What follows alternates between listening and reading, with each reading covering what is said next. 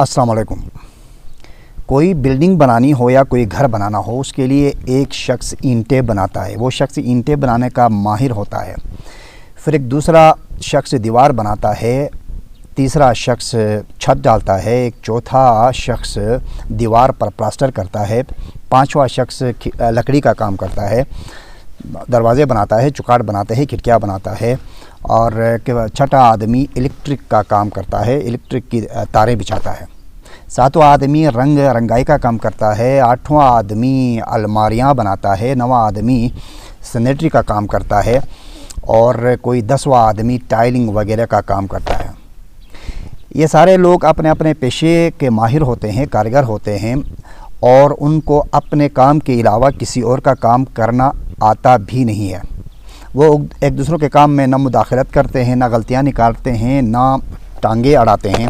بس چپکے سے اپنے اپنے حصے کا کام، اپنی ذمہ داریاں نبھاتے رہتے ہیں، اور یوں جا کر کے کسی دن بخوبی مکان تعمیر ہوتا ہے اور مکینوں کے لیے رہنے کے لیے ایک جنت نما اسپیس بن جاتا ہے۔ اگر یہی لوگ اپنے اپنے ذمے کے کام چھوڑ کر، اپنی ذمہ داریاں چھوڑ کر، مختلف دلچسپیوں کی بنیاد پر ایک دوسروں کے کاموں میں اور ذمہ داریوں میں ٹانگیں اڑاتے رہیں گے، غلطیاں نکالتے رہیں گے، اعتراضات کرتے رہیں گے، تو مکان کی تعمیر کا کام گھٹائی میں پڑ جائے گا، بلکہ اس کے جگہ میں نئے جھگڑے، نئے تنازع پیدا ہو کر سامنے آئیں گے، اور پھر ان جھگڑوں کے تصفیے کے لیے نئے فریق میدان میں کود پڑیں گے۔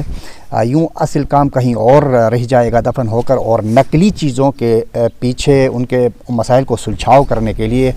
بہت سارے لوگ اس میں انوالو ہوں گے، اور اسی طرح سے سال ہا سال ضائع ہوتے جائیں گے، بلکہ بہت زیادہ وقت اس میں لگ جائے گا، گویا ڈیکیڈز ضائع ہو جائیں گے۔ جب سے ہم نے ہوش سنبھالا ہے، بلکہ اس سے بھی پہلے سے مملکت خداداد میں بھی صورتحال ایسی ہی ہے کہ کبھی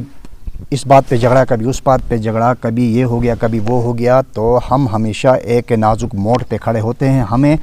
اصل منزل کے لیے جو راستہ جاتا ہے اس کا تعین کرنا ابھی تک ہم سے نہیں ہو سکا ہے۔ اس لیے کہتے ہیں کہ وقت کرتا ہے پرورش پرسوں، حادثہ ایک دن نہیں ہوتا۔ بات کیسی لگی؟ لائک کیجئے، کمنٹ کیجئے، اور چینل کو سبسکرائب کیجئے، اور گاڑی کو آہستہ سے چلائیں۔ اللہ نگہبان۔